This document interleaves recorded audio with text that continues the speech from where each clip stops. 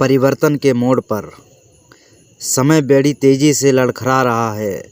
कब किधर क्या हो जाए इसकी कोई कल्पना नहीं कर सकता। समय क्या यह उतार चढ़ाव किस बिंदु पर जाके रुकेगा यह भी हमारी सोच से परे है। लेकिन इतिहास बताता है कि लड़खड़ाता समय जहाँ जाकर रुकता है वहाँ एक तरफ विनाश का अंत होता है, दूसरी तरफ नई किरण फूटती है। नई किरण देखना है तो हमें व्यक्तिगत अपनी जिम्मेदारी उठानी पड़ेगी। किसी की आलोचना और निंदा की अब कोई ज़रूरत नहीं। अब अपने आप को सुधारना और मोड़ना है, क्योंकि हम बिगड़ते हैं समय बिगड़ता है, हम सुधरते हैं समय सुधरता है। दैवी शक्तियाँ उधर अपना काम करती हैं। अपने को मोड़ने का आधार चाहिए। वह आधार आज के युग पुरुष संत बाबा जय गुरुदेव जी महाराज हैं, जिनका संदेश लोगों में नव चेतना भर रहा है, मानव धर्म ला रहा है। हम भी उनसे जुड़ें, हम बदल जाएंगे। मानव धर्म और मानव कर्म किसी एक जाति, वर्ण या समाज की विरासत नहीं है। यह तो समस्त मानव जाति का अधिकार है। बुराइयां सबके लिए बुरी हैं, अच्छाइयाँ सबके लिए अच्छी हैं। इनका कोई अपवाद नहीं है। खुदा है, भगवान है, अल्लाह है, रब है, ब्रह्म है, पार ब्रह्म है। इन सब के परे सबका सृजनहार कुल मालिक रहता है। वहाँ जीते जी इसी मनुष्य शरीर में आत्मा को जगाकर पहुँचा जा सकता है। उसका दर्शन दीदार किया जा सकता है। जो आत्माएं, जो रूहें वहाँ पहुँचेंगी, उन्होंने लोगों को बताया। वो इस पृथ्वी पर संत के रूप में आए, फकीर के रूप में आए। आप भी आकर उनके संदेशों को, उनके पैगामों को सुने तो आपकी समझ में आएगा कि मनुष्य जीवन का उद्देश्य क्या है, मानव धर्म, मानव कर्म क्या है, रूहानी यानी आध्यात्मिक ज्ञान क्या है। बाबा जी ने कहा कि हम चाहते हैं कि तुमको परेशानी भी ना हो और खर्चा भी ना करना पड़े।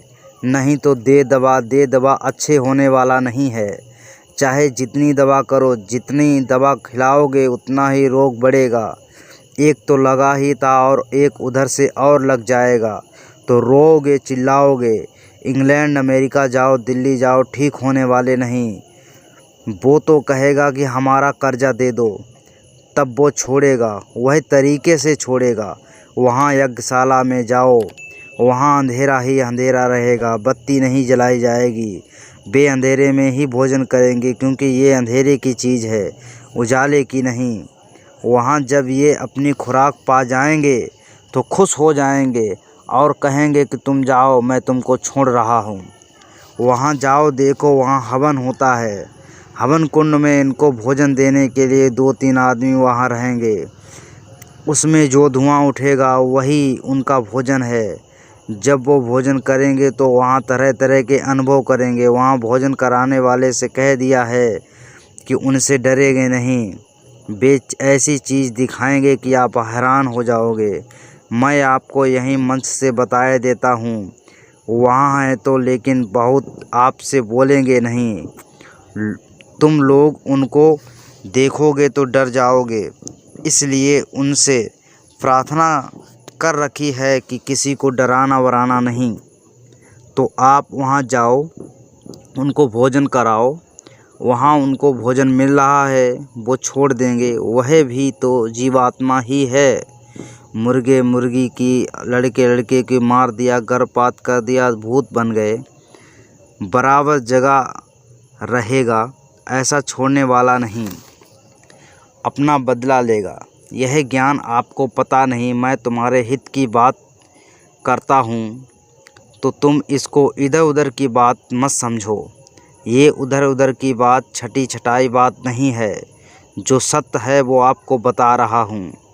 यहाँ चलकर आए तो आपका एक भी नुकसान होने वाला नहीं है। यहाँ जो तुम खा रहे हो, खर्च कर रहे हो, इन सब का 100% से ज़्यादा तुम अपनी खेती, दुकान, दफ्तर में ले लो।